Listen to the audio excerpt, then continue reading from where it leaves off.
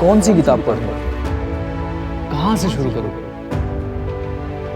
Notes कैसे बनाऊं? Strategy तो समझ आ गई, पर पढ़ना कैसे शुरू करूं? स्ट्रैटेजी भी बन गई, बुक लिस्ट भी मिल गई, लेकिन पढ़ना कैसे है ये कोई नहीं बता रहा है। और कहानियां बहुत सुनी होंगी, लेकिन अब समय आ चुका है शुरू करने का, एकदम बेसिक के साथ अपनी प्रिपरेशन को लेकर। तो अब कंफ्यूजन खत्म और काम शुरू।